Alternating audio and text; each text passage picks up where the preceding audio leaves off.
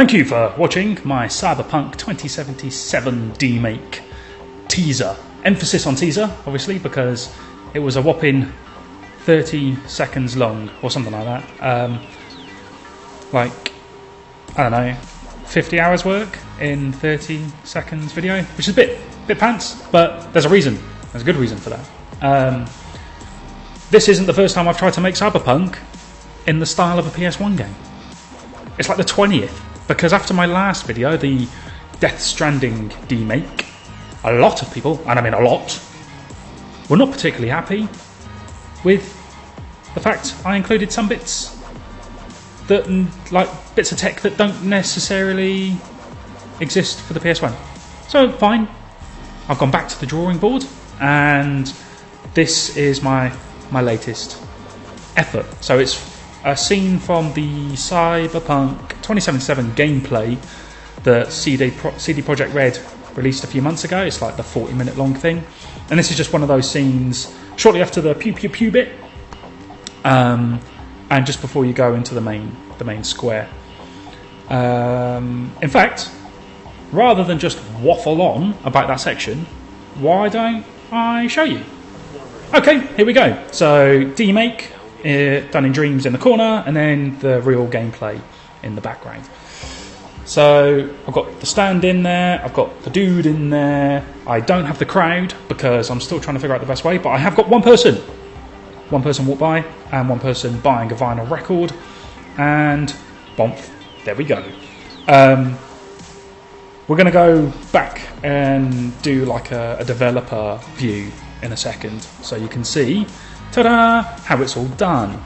So obviously when you're not in first person view, it looks all sorts of rubbish, which, yeah, wow. Anyway, rubbish aside, here's an example of some of the bits that I finally got my head around in Dreams.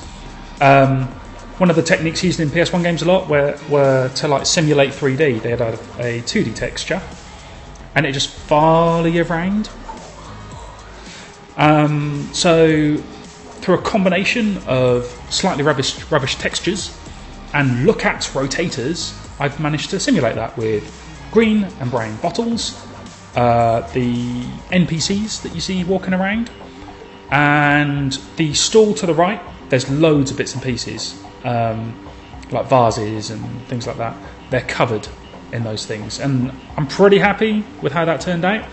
I'll show you in a second. That's just a small floor texture that I added just to give the environment a little bit more texture, a little bit more depth. To be honest, doesn't look fantastic when it's like this, but it's one of those small details that you don't immediately appreciate when you're in first person view, but it's like in your peripheral, and it kind of adds to the world building. So that's why they're there.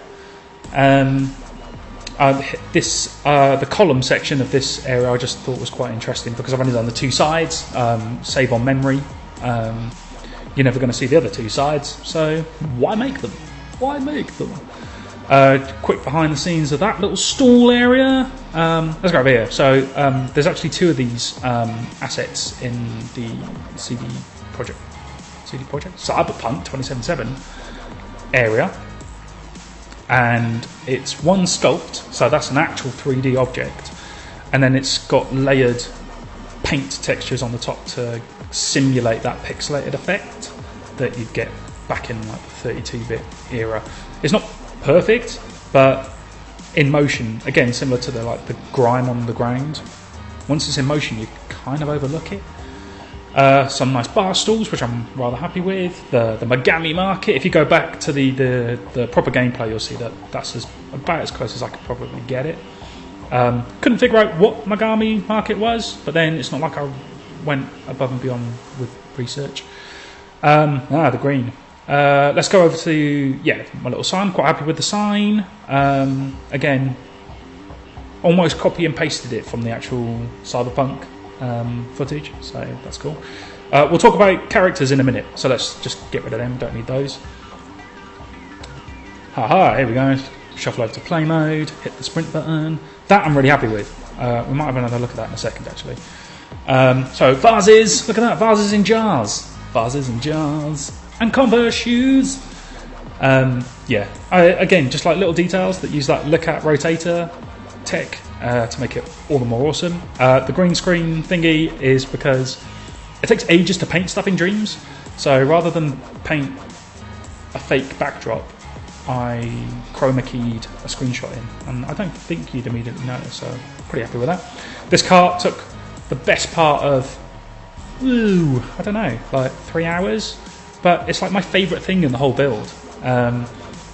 It's got like a really rudimentary sculpt to begin with, just so I could get the rough shape, and then I just layered loads of different paint on top of it again. Here you go, yeah, you get an idea of what a pixel is in Dreams. Lots and lots of pixels. But yeah, I'm really happy with that. If you go back again to the gameplay trailer, you'll see that I got it pretty spot on. I don't think I could have done a better job. Maybe some extra grime, who knows. So yeah, that's that. Pretty happy with the overall level, but again, I think I could have more detail. The more important bit, and it's only on screen for a short period, are the character sprites. One in particular that I'm really happy with. So here we go. Let's dive into the realm of Dreams again. And you'll see that I've got my 3 NPC variants. And this one here, this is the one that's properly animated. And it's loosely based on Holly Bennett, who works for CD Projekt Red on like the PR side, who used to work at PlayStation and PS Access. He's cool, so I figured I'd just throw that in. Got a hair colour wrong though, didn't I? So yeah, loosely based on Holly, very loosely, and loosely based off like the Doom guy sprite, so I could get it animated properly. So as you can see, there's 4 because there's 4 frames to the animation. They're humongous, like massive. They're like 4 times the size of the actual level itself. So I have to, once they're all painted, I have to shrink them all the way down to the right size, the average size of a puppet, a mannequin from Dreams. And then once I'm happy with the detail and the size, I have to use keyframes to animate it. And I've not really played around with keyframes before. I certainly didn't touch them in previous projects. So there was a big learning experience here. I don't know if anyone of you follow me on Twitter or we speak on Reddit, but the original plan was to do pedestrians similar to the ones that you see in Driver or Driver 2, you know, the weird, well, it's like the look at rotator textures that I was talking about earlier, but on people. Doesn't sound right when I say it, but if you played the games, you'll know what I mean. But anyway, yeah, you can see here, I've layered the different textures on top of each other, so when they play out, it looks like Holly's walking, which is pretty cool. She's meant to be carrying a gun, but you can't really tell because I used too dark a texture. Nice one there. But yeah, that gives you a pretty good idea of how I did it. And then she walks past thanks to a mover, and that's just based on proximity. So as soon as I get close to the first stall in that elevator, immediately after the elevator, sorry, that activates her walk animation. Second NPC is just some dude browsing vinyls because he's in the trailer, and I figured why not? And then just the guy at the immediate bar. The only problem that I had with these sprites is there's a few problems, but the main 2 are, one, they're probably still lacking quite a lot of detail. So I'm going to revisit them when I've got the time and make them look bueno. And the second thing is I need to tidy them up because paint textures in Dreams don't have hard edges. They have these weird little like opaque sides to them, which makes stitching them together really difficult. And they're not square, they're rectangular. So there's always these little gaps, and it always looks a little bit pants. But learning process, huh? Go figure. Anyway, that's enough rambling. I hope you enjoyed the video. If you want to see more, let me know. And I'm going to leave you with the clip that I was originally going to share last week, which is absolutely dreadful. And you'll appreciate why I didn't share it.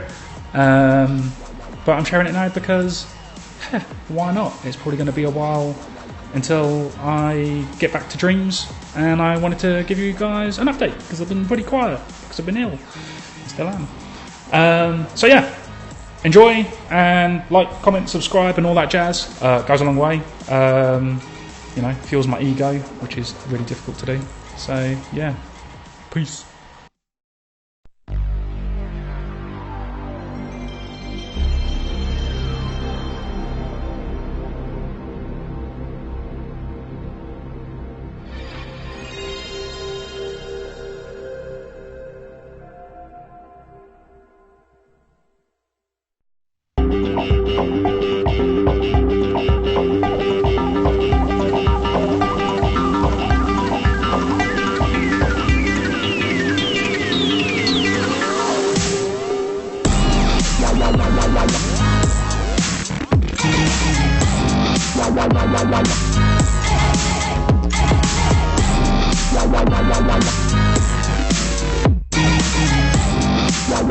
Wow.